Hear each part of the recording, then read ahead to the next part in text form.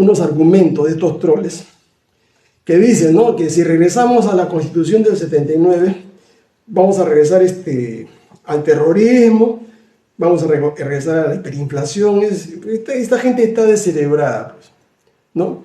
No entiende, ¿no es cierto? No entiende que lo que pasó, la hiperinflación que desató Alan García, no empezó el año 87, eso empezó con Belaúnde del año 80, señores. Fue el colapso, ¿no es cierto?, de la economía peruana, porque los neoliberales comenzaron a sabotear las empresas públicas para robárselas. Las empresas públicas, les he demostrado ahí con los informes de Contraloría, que el 80% de esas empresas producían utilidades.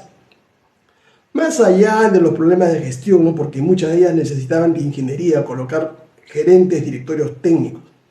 Entonces esta gente dice, es absurdo, la Constitución no generó la hiperinflación, no generó el terrorismo, ¿ya? Y al contrario, violó la Constitución del 79, pero como García tenía mayoría en el Senado y en la Cámara de Diputados, hacía lo que le daba la gana con el gobierno.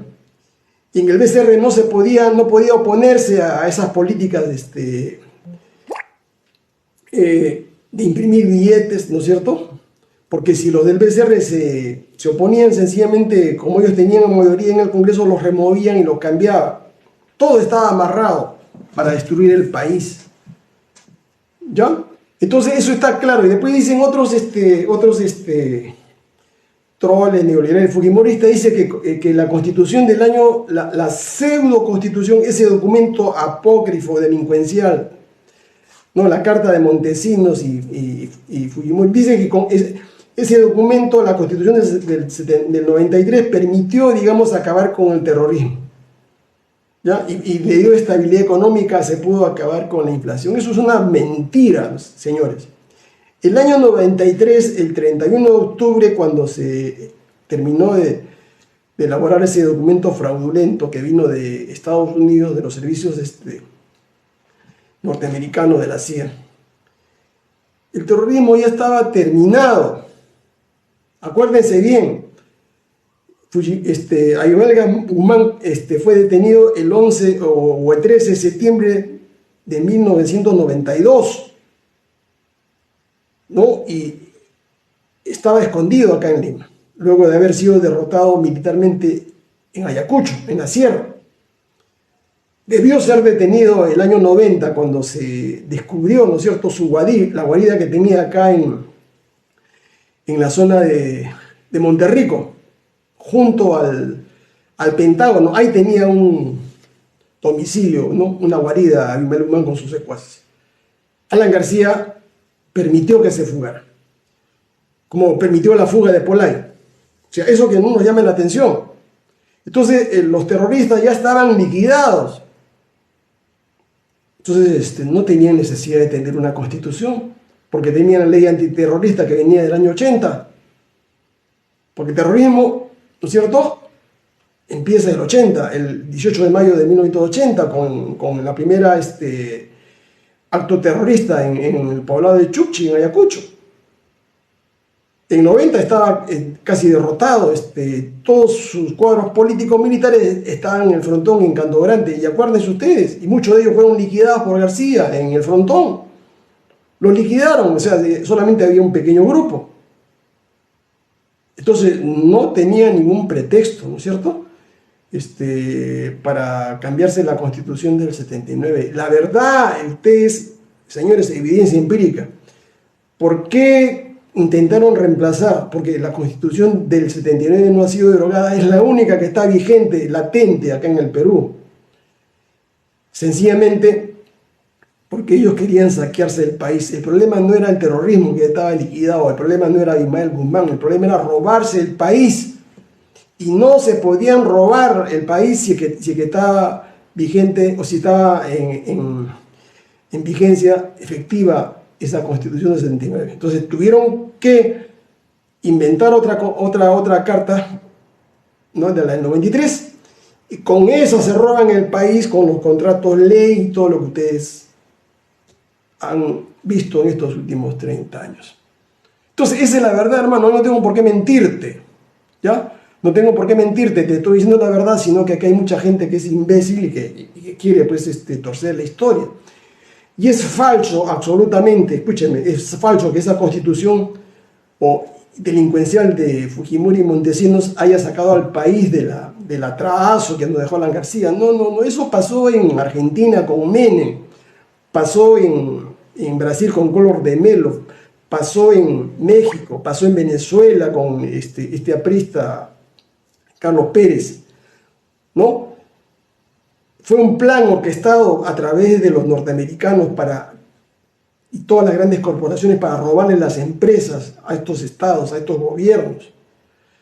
¿Ya? En el Perú, digamos, el plan se simuló, digamos, quebrar al país, al gobierno peruano. No le querían dar créditos al Perú, y el Fondo Monetario, como le está poniendo condiciones ahora, ese mismo plan al gobierno argentino, a Massa, le dijo: devalúa 100%, remata todas las empresas públicas, privatízalas, y esa plata, ¿no es cierto?, nos las das a nosotros, Fondo Monetario, para amortizar tu deuda. Y así fue, pues, así fue. Ya se vendió todas las empresas públicas. Entonces al Perú le comenzaron a gotear algunos créditos de la banca internacional, que nos sobreendeudó. Acuérdate, hermano, que el año 90, ¿no es cierto?, la deuda externa del Perú no llegaba a 3.000 millones de dólares. 3.000 millones de dólares es la deuda que dejó García. Hoy, 30 años con esa constitución delincuencial, tenemos cerca de 90.000 millones de dólares de deuda. Nadie habla de eso. O sea, la deuda se ha multiplicado por 1.000. Y es la deuda que tienes tú, ¿no? Tú debes $30.000, a tu hijo que recién nace, $30.000. Y eso seguirá creciendo, pues, en el curso de los años, ¿no? Entonces, esa es la verdad. Y Fujimori remató, vendió, por eso que hizo un carnaval el año 93, 94, 95 para la reelección. Y muchos de nuestros hermanos en la sierra: hermano, a ti te engañaron, te construyeron un colegio, una posta, un hospital, te regalaron productos, leche, pero eso no fue gratis, eso fue la parte del dinero que entró por privatizaciones. Eso jamás debió hacerse. Lo que se debió es hacer grandes carreteras, grandes fábricas, gran infraestructura para sacar al país del atraso. No, eso se malbarateó y la economía entró en un shock.